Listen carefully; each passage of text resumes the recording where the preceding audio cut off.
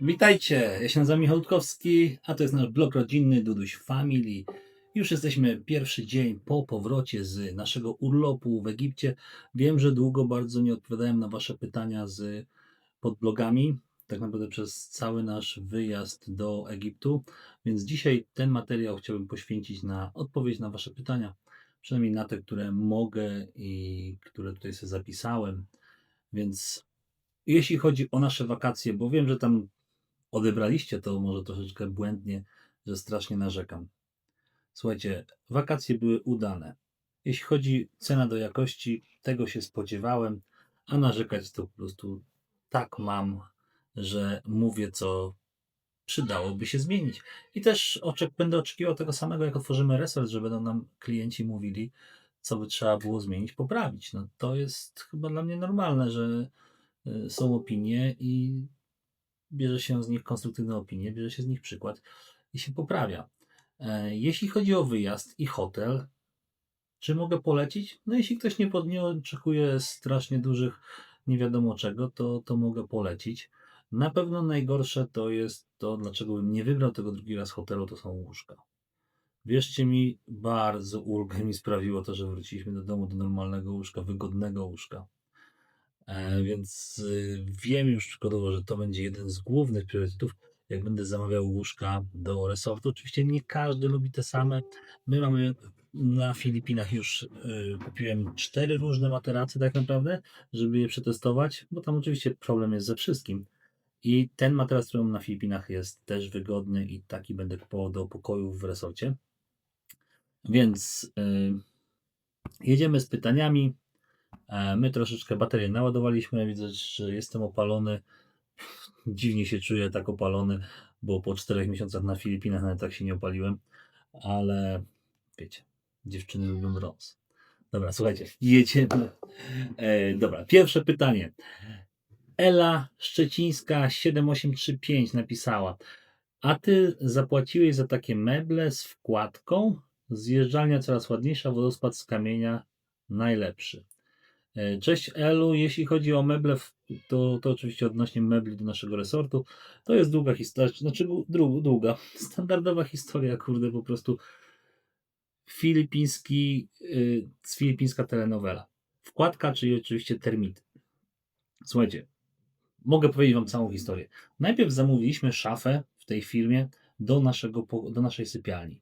Nie wiem, czy widzieliście, ale jest na blogu, jak przyjechała. I przyszła szafa, spodobała nam się, wszystko było ok. I zamówiliśmy meble do resortu właśnie u nich.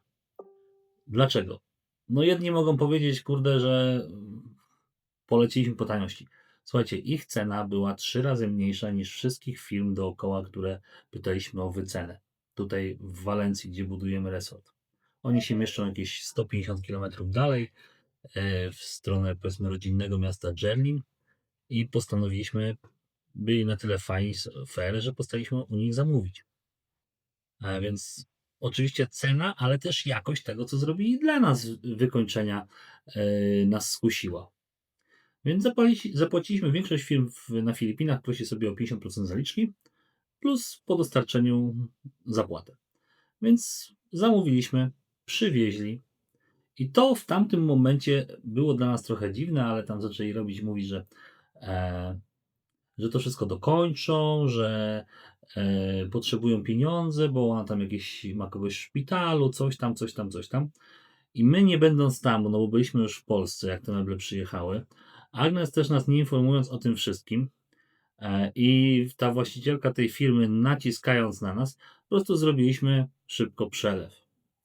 I w kolejnych dniach zaczęły wychodzić szlaczki, czyli termity, niedoróbki, niepolakierowania i tak dalej, i tak dalej. No to zaczęliśmy wysyłać wiadomości do tej firmy, tak, do tej właścicielki.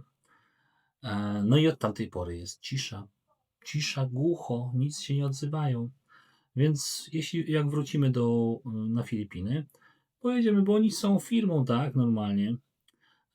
No i załatwimy to tak, jak to się załatwiało, prawda? Przez prawników, przez sołtysa w pierwszej kolejności i zobaczymy, co powiedzą. Ostatni kontakt, jaki byli, to że przyjadą to poprawić. Ale ten kontakt to był już prawie miesiąc temu. Więc my w tej chwili sobie spisujemy koszty i sami to poprawiamy te meble. No bo drewno jest drewnem, tak? Da się to przygotować i tutaj się nic nie będzie działo. Mam nadzieję, że się uda te korniki wyplenić. Od paru dni już nie ma korników przynajmniej, tych termitów w drewnie, no bo jak te termity wychodzą, no to zostawiają takie, wiecie, ściółkę, te drobne drewienko, tak? I tego obserwujemy od 3-4 dni nie ma. Parę osób powiedziało, co zrobić, jeśli by było, czyli jedno to zamknąć, zagazować je, drugie to wcisnąć w te dziury, prawda, czy naftę, czy jakiś inny specyfik, więc jeśli się pojawią, to będę tak robił. Mam nadzieję, że już się wypleniły, bo zrobiliśmy kilka operacji, żeby to tak się stało. Więc zapłaciłem, tak wyszło. A to, że zostałem może oskamowany, to jeszcze tego nie mówię, bo nie do końca zostałem. W pewnym stopniu zostałem, ale może przyjadą i to poprawią. A nawet jeśli poprawią, no to ja jeszcze ten rachunek im też wystawię. Więc zobaczymy, co z tego będzie, wiecie. Wychodzę z założenia w życiu, żeby się nie denerwować, żeby za szybko nie osiwieć, tak? Nie udało mi się to, dlatego jestem łysy, no ale Wam polecam. Idziemy z kolejnym pytaniem. Iwona Pokarmisz. Tutaj dużo takich pytań było. Czy można prosić o nazwę hotelu, tak? Parę osób się pytało, więc dla tych, co może nie wspomniałem, czy nie usłyszeli na filmie, to w Egipcie byliśmy w hotelu Regency Plaza Aqua Park and Spa. Na dzień zamawiania wycieczki był to najtańszy hotel z aquaparkiem w Egipcie, dlatego go wybrałem. Spodziewałem się, że to będą 3 gwiazdki, słabe 3 gwiazdki, prawda? No ale to tak w Egipcie zawsze było. To ja wiedziałem o tym, że 5 gwiazdek to w Egipcie to wygląda na 3 albo i mniej. Ale wiecie, można powiedzieć, że poza łóżkami, no to nikt się nie zatruł na przykład w kuchni, więc sorry, jak na taką dużą rodzinę, no to się nikt nie zatruł, to też jest bardzo, bardzo ważne i to też świadczy o tym, że nie ma tragedii tam. Najśmieszniejsze, że to były te ręczniki na koniec, no ale to też z jednej strony to była nasza wina, że zostawiliśmy ręczniki, z drugiej strony hotel na pewno sobie leci w kulki z tym i oni wiedzieli, że ktoś zostawił ręczniki i je schowali, tak? Albo potem nam je sprzedali, no. Nie zmienia to faktu. Na pewno było też oszustwo w tym hotelu takie, że ten internet trzeba płacić $10 za tydzień na jedno urządzenie. A gdzie Itaka ma napisane, sprawdzałem to kilka razy, że internet jest dostępny w hotelu w częściach wspólnych. Nie jest. Nie jest. Więc ja oczywiście nie będę tego reklamował w Itace, no bo to nie ma sensu. $10 zapłaciłem tutaj, no $30 łącznie za tydzień. I internet jest słaby nawet jak się zapłaci, no ale jest. Może innym lepszym wyjściem by było, bo dużo przekaźników tam jest, kupić sobie kartę i kupić internet tam i może by było nawet taniej wyszło. Nie brałem tego pod uwagę. To był mówić, jeden wystrzał do Egiptu, tak żeby Jelin zobaczyła, dzieciaki zobaczyły. Nie wrócę tam przez kolejne 5, 10, 15 lat, zobaczymy. Ale Regency Plaza dla tych, co chcą wiedzieć, jaka to była nazwa hotelu. Dobra, kolejne pytanie. Katarzyna Rychlik, myślnik V8H napisała: dopiero zaczęłam Was oglądać, fajne dzieci i żona. Jak poznałeś tak fajną kobietę, jeśli to nie tajemnica? Pozdrawiam, ściskam dzieciaki. Katarzyno, było już parę razy poruszane na moim blogu i mojej żony blogu. Ogólnie poznaliśmy się, można powiedzieć, przez Facebooka, tak? Jelin publikowała publicznie jakieś posty z treningów z biegania, akurat w tym mieście, gdzie byłem. No i do niej napisałem, prawda, no i się tak umówiliśmy na kolację, no i tak już wyszło. Takie proste, prawda. Ogólnie można powiedzieć przez Facebooka, tak, nie przez żadną aplikację, tylko przez Facebooka, przez to, że dodawała posty z swoimi zdjęciami i z jakimiś treningami, akurat joggingiem, tam, gdzie akurat ja mieszkam. Dobra. Kolejne pytanie. Snake363 napisał: meble bez faktury, czy na Filipinach nie ma prawa do reklamacji? Bez faktury, wiecie co, dostaliśmy ogólnie zamówienie mamy potwierdzenie wpłat, ale nie dostaliśmy ostatniego potwierdzenia wpłat, chociaż na to nalegaliśmy. Co do reklamacji, jest reklamacja, to działa raz lepiej, raz gorzej, ale mamy nawet przykład taki, powiem Wam, kurtyny, które instalowali nam w domu. Reklamowaliśmy już 3 razy i 3 razy przyjeżdżali naprawiać. Więc reklamacja działa, ale nie wszyscy ją akceptują. Tak samo jak w Polsce, tak? Jedni będą się wypierać reklamacji, inni wykonają reklamację. Więc w zależności od firmy. Dobra, kolejne pytanie. Johnny 12 napisał: na Filipinach nie ma gotowych rur drenażowych, znak zapytania, z dużą ilością otworów, znak zapytania. Kupuje się je w zwojach na przykład po 10 metrów. Można je wygiąć w jakąkolwiek stronę się chce przy układaniu bez potrzeby montowania rur katowych. Słuchajcie, jeśli chodzi o rury drenażowe, to chyba nie ma, ale będę to wiedział pewnie dopiero jutro, bo znalazłem jedną firmę, która ma wpisane na stronie, że sprzedaje takie rury na całe Dumaguete i sprzedaje takie rury. I jeśli będą mieli 4 albo 6-calowe rury, no to zainstaluję. Mam nadzieję, że 4, bo 4-calowa powinna w zupełności wystarczyć. Jeśli nie, będziemy musieli kupić normalne rury i wywiercić otwory. Takie 3-metrowe, prawda, połączyć i wywiercić. Wiadomo, te drenażowe rury są lepsze, ale nawet głupiego materiału, żeby odgrodzić, prawda, od piasku, nie ma. Musiałem zamawiać online i nie wiem, czy przyjdzie, no bo to 130 metrów zamówiłem kwadratowych. No bo to mamy 130 metrów długości, łącznie będzie drenaż. Więc ogólnie bardzo duży problem jest. Na pewno jak idziecie do sklepu, bo byliśmy w takich dużych supermarketach znaczy my byliśmy, dobra, Agnes była, nasza menadżerka i mówiła, że nie wiedzą, o co chodzi. Więc nie wiem, czy ona źle powiedziała, ale z doświadczenia wiem, że ci ludzie w sklepie to mają mniejszą wiedzę niż waszą. No to nie tak jak u nas, pójdziecie do Leroy, do Obi, zapytacie się coś, no to was wyślą do odpowiedniego działu, no i tam ludzie mają, no inaczej, nie wprowadzą was tak łatwo w błąd, jak mnie wprowadzili wiele razy na Filipinach. Na Filipinach trzeba mieć własną wiedzę, bo inaczej kupicie coś i im powiedział tak, tak, tak, a potem będziecie wkurzeni, że to jednak nie tak. Więc wstępnie są, bo nawet widziałem jakieś zamówienia publiczne na te rury, ale jedyna firma, która była, to powiedziałem, zadzwoń do nich, to powiedzieli, tak, tak, mamy, ale trzeba przyjechać. Więc nie wiem, co tam, dlaczego nie powiedzieli informacji przez telefon. Mam nadzieję, że do jutra się dowiemy. Dobra, kolejne pytanie. Ewat7129 napisał: Michał, powiedz, ile kosztowała ta wycieczka? Pytam, ponieważ bardzo mi się podobała, a mam zamiar jechać do Egiptu, bo to moje marzenie. Pozdrawiam całą rodzinę, bawcie się dobrze. Słuchajcie, około 3000 na osobę, jak dobrze pamiętam. Wyszło za 5 osób 16 000 złotych z ubezpieczeniem. Jakieś poniżej 15 000 bez ubezpieczenia. Do tego ubezpieczenie jest 1000 złotych, jakoś tak. Więc trzeba liczyć około 3000, plus minus tam 200 złotych. Jeśli chodzi o wycieczkę w Egipcie, prawda, na tydzień czasu. Ale mówię, no kolejnym też minusem, który się dowiedziałem na sam koniec, że musieliśmy się wymeldować, nie wiem, czy wam to mówiłem, o 12 w południe, a wyjazd z hotelu był o 22:40.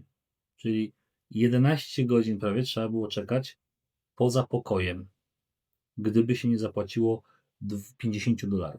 Zapłaciłem $50 i mogliśmy do 20 zostać w pokoju. A więc o tym i taka nie informuje. Więc no, słuchajcie, to już nie pierwszy raz. Kiedyś nie oburzyłem się tak bardzo o to, ponieważ już byłem raz na wycieczce z taką, gdzie była podobna sytuacja. Już nie pamiętam gdzie, chyba na Majorce czy Minorce, ale była taka sama sytuacja i gdyby o tym informowali, no to ja to rozumiem, ale nikt mnie o tym nie poinformował, no i ząg. Dobra, kolejne pytanie.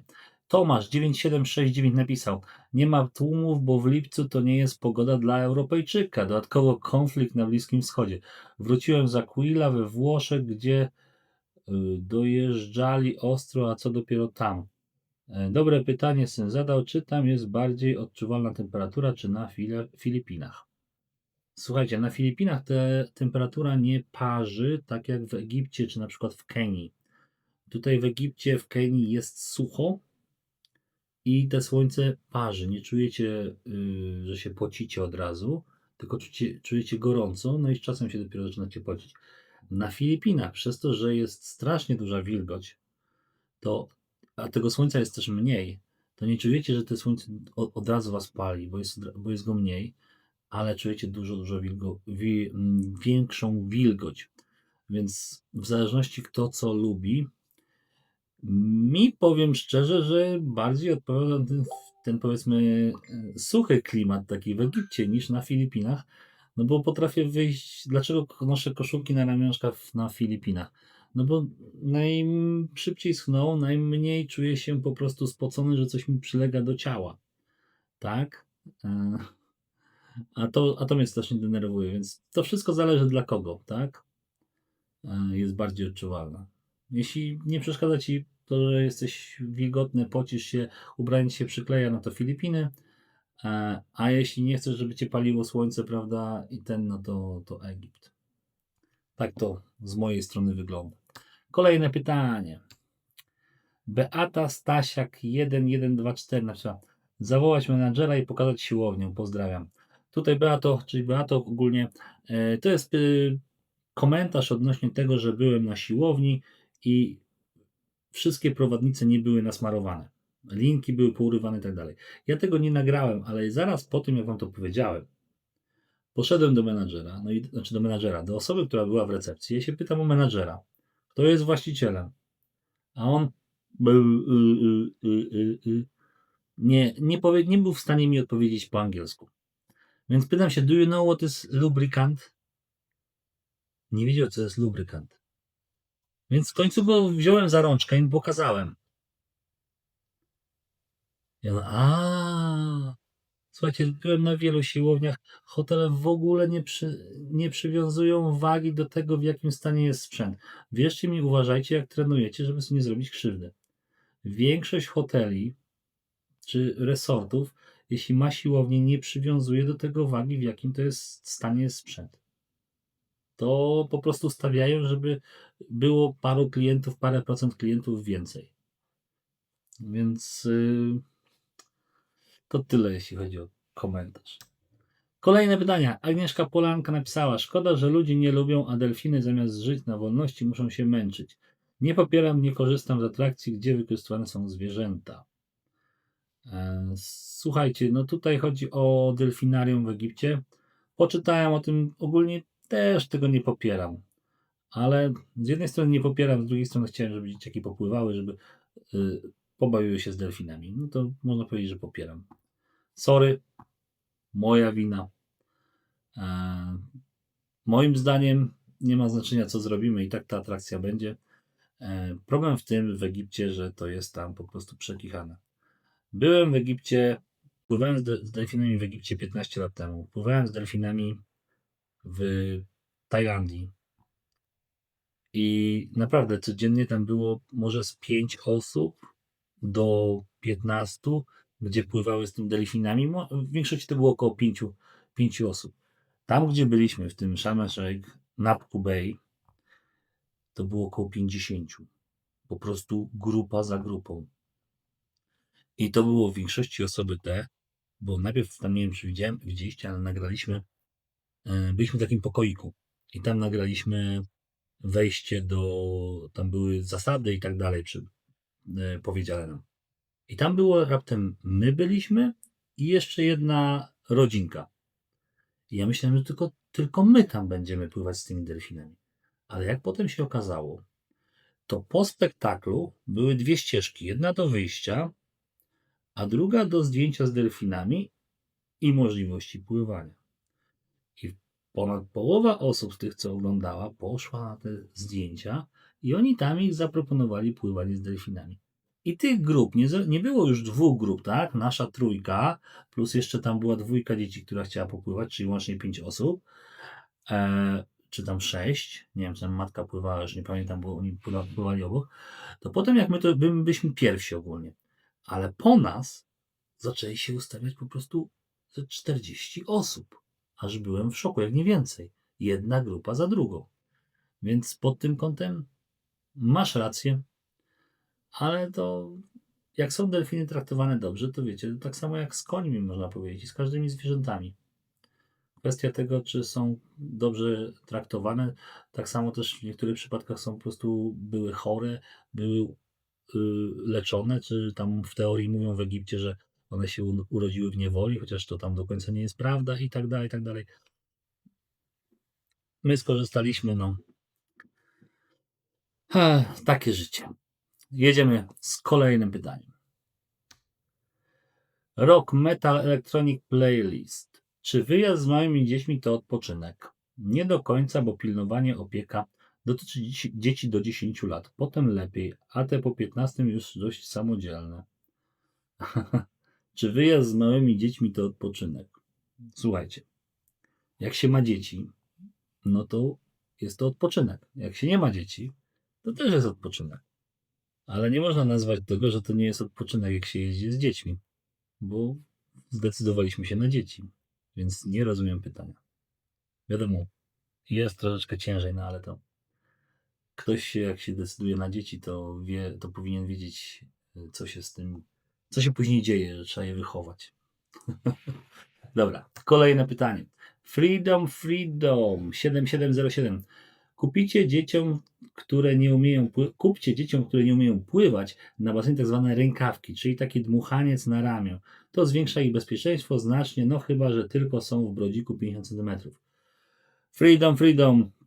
Nie słuchajcie tego komentarza. To jest najgorsze, co możecie zrobić.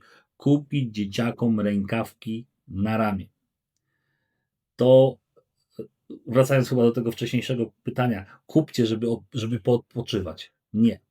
Jeśli dzieci wchodzą do wody, a nie umieją pływać, to wchodzą z osobą dorosłą. Tak? Chyba że rodzice nie umieją pływać, no to wtedy gorzej. Ale kupowanie rękawków i zakładanie dzieciom rękawków to jest najgorsze, co może być. Po pierwsze, dziecko się nie nauczy pływać w ten sposób. Po drugie, jak zapomni, że nie ma rękawków, potrafi wskoczyć do wody i się utopić. Przykład, mój syn Matt. Zaraz jak się nauczył pływać, już tam popływał sobie, powiedzmy, był na etapie takim jak Lili, miał 3,5 roku. Jest to nagrane gdzieś, ale nie znajdę wam teraz tego, bo gdzieś głęboko jest. Ja wskoczyłem sobie do wody i przepłynąłem cały basen pod wodą. I w tym czasie, ja tego nie widziałem, potem widziałem na filmie, mój syn wskoczył. 3 dni wcześniej pływał przez 3 dni w rękawkach, tylko że wskoczył bez rękawków i zaczął się topić. Więc brat Jelly wskoczył i go wyłowił, bo ja byłem pod wodą. A już wcześniej, przed zakładaniem rękawków, już umiał pływać. Więc z doświadczenia wiem, że lepiej wejść z dzieckiem do wody. Nawet jak nie umiecie pływać, to wejdźcie do takiej wody, gdzie dziecko by musiało pływać, żeby potrenowało, samo się nauczy, bez żadnej szkoły, bez niczego, samo się nauczy pływać. Jedna najważniejsza rzecz. Nauczcie dziecko wydmuchiwania powietrza pod wodą. Jak tego się nauczy, to będzie cacy. Naprawdę. Dobra. Kolejne pytanie. Księżyc i Słońce napisał. Okropna ta plaża z tymi drobnymi kamyczkami. Morze cudowne. Kto lata do Egiptu w lipcu jeszcze z małymi dziećmi? Udanego pobytu. No my latamy, dużo Polaków lata do Egiptu, bo cały samolot był, który przyleciał. I takie samoloty latają 2-3 razy w tygodniu, tylko i wyłącznie do Sharm el-Sheikh. Jest gorąco, ale według mnie, znaczy ja jestem przyzwyczajony też do tego, że po Filipinach, że dla mnie to nie było strasznie gorąco. Dzieciaki tego specjalnie też nie odczuwały. A w lipcu, no lipiec, sierpień latają dzieci, które chodzą do szkoły, tak? Dlatego wakacje są najdroższe, no bo szkoła wymusza, że mają 2 miesiące dzieci wakacje. I tyle. Tak z mojej strony to wynika. Dobra, kolejne pytanie. Grażyna Janowska 60 napisała: pierwszy raz oglądam właściciela resortu, który na każdym kroku krytykuje to, co chce zaoferować klientom. Wszystko źle, meble z robalami, trudne, cała reszta problemów. Jedna wielka ściema Dudusia. No troszeczkę tak wygląda, że krytykuję wszystko na każdym kroku, ale słuchajcie, ja jeszcze nic nie oferuję. Na razie tylko wam pokazuję budowę. Jak już będzie coś do zaoferowania, to wam powiem. Ci, co oglądają, będą bardziej świadomi, gdzie przyjeżdżają. Ci, co nie oglądali, no to będą mniej świadomi. Głównie ta budowa jest po to, po pierwsze dla mnie, też, żeby później w razie czego wrócić do tego. Po drugie dla tych, co by chcieli się budować na Filipinach, żeby zobaczyli, z czym to się je. Tak? Dużo osób, które mieszkają albo planują mieszkać, przynajmniej będą wiedzieli, na co mają się przygotować. To jest główny powód.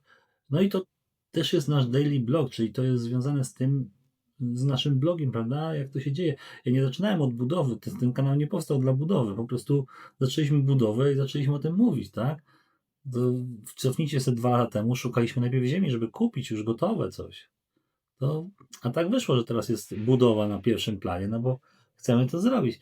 Ale jak na razie nic jeszcze wam nie oferuję. Na razie mówię, jak jest budowane. Jak już będzie pozamykane, to wam powiem, co zaoferuję. I też za ile. Dobra, jedziemy z kolejnym pytaniem. EMDM-W7Y. Ignoruje moje rozkazy. Zejdź na ziemię, Michał. Zacznij szanować ludzi. Słuchajcie, to jest chyba komentarz do jednego z filmów z budowy. Co ma szanowanie ludzi? W ogóle, jeśli ja jestem inwestorem, mówię, jak mają budować, ktoś tego nie wykonuje, to czy ja im powiedziałem, no to chyba to jest rodzaj rozkazu, macie zrobić to, tak i tak, tak? No jak właściciel firmy mówi pracownikom. To, że skomentowałem tak, to już jest inna historia, ale to nie ma nic wspólnego z szanowaniem ludzi.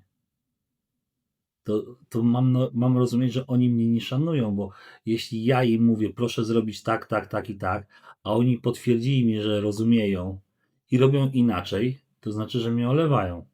Więc komentarz moim zdaniem troszeczkę mylny i nie ma nic wspólnego z szanowaniem ludzi, bo po prostu ci, co mamy, to oni są dobrzy, tylko zagubieni. Nie wiem. Idziemy dalej.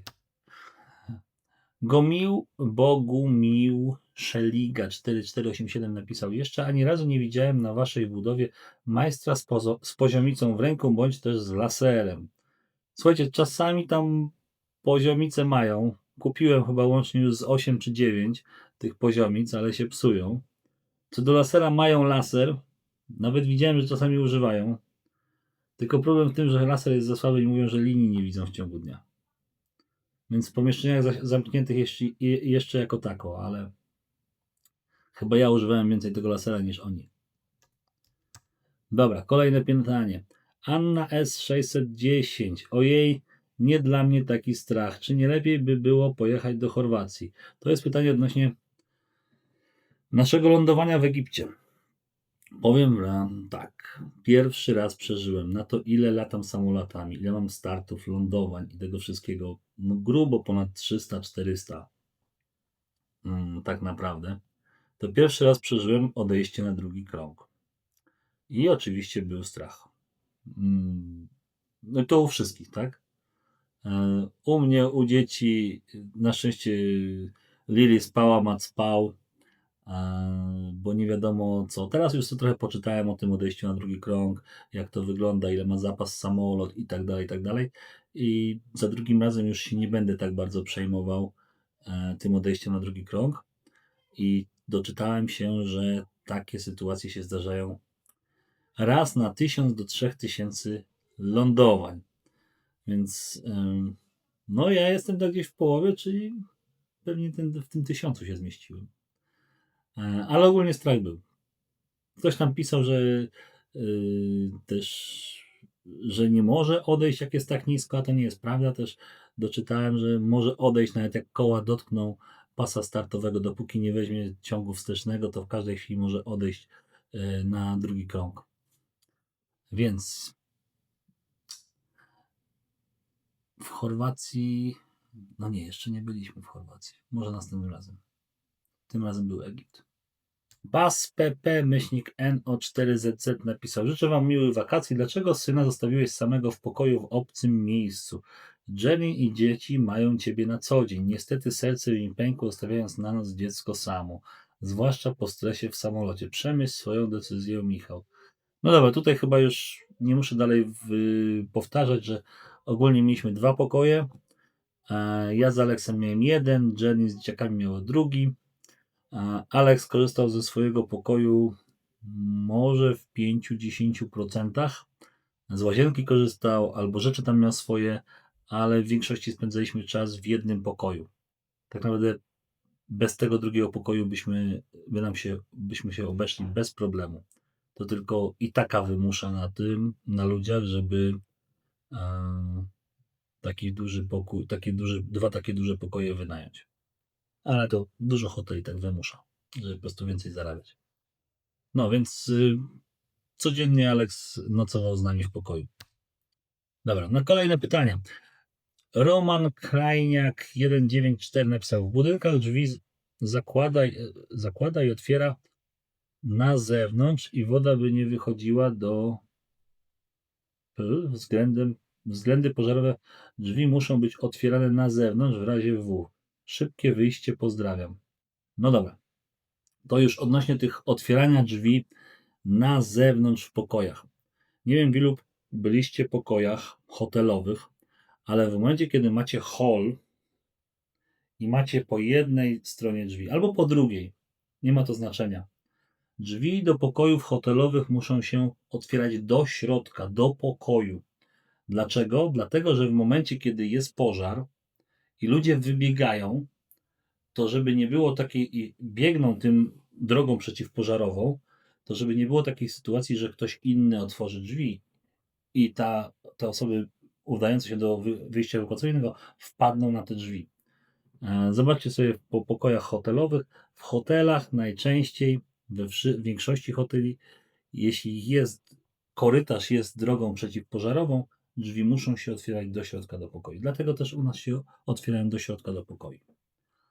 Dobra. Kolejne pytanie. Bas PPNO4ZZ. Kolejne pytanie napisał: Jenny wygląda bardzo ładnie. Marlena, dobra robota. Tobie, Michał, też dobrze zrobiło pozbycie się monobrwi. Miłego wypoczynku. Zdaj nam proste relacje z pobytu w Egipcie i jaki region oraz nazwę kurortu. Mam prośbę, podaj mi namiary na ten głośnik, co kupiłeś na Filipinach na ośrodku GRA. Pozdrawiam serdecznie. Buziaki dla dzieciaków. No to oczywiście to był Półwysep Synaj, jeśli chodzi o Egipt, i ten region to Naku Bay i hotel Regency Plaza, a jeśli chodzi o głośnik, to był JBL, już nie pamiętam jaki, Party Box Encore, tak, Essential. Nie pamiętam, czy 1, czy 2, ale to było JBL Party Box Encore Essential. Essential lub Essential 2. Wiem, że na Filipinach, ogólnie w Azji, są sprzedawane z 2 mikrofonami, w Polsce tylko z 1. Bo w Polsce mamy podobny, ale drugi trzeba sobie dokupić. Dobra, kolejne pytanie. MRB-W9Y. Dlaczego na balkonach zdecydowałeś się na meble drewniane? Świadome czy nie przemyślałeś? Mam na myśli monsuny, upały, wysoką wilgotność, insekty i tym podobne. Nie lepsze również w utrzymaniu byłyby z tworzywa sztucznych lub metalu? Szczerze, nie przemyślałem. Ale to jeszcze nie jest przesądzone, możliwe, że te stoliki wylądują w pokojach. Tak, jeśli będzie miejsce, a jest chyba miejsce, to możliwe, że tak będzie. Zobaczymy. Na razie też tak, trochę nieprzemyślane. Powinny być raczej z jakiegoś tworzywa sztucznego.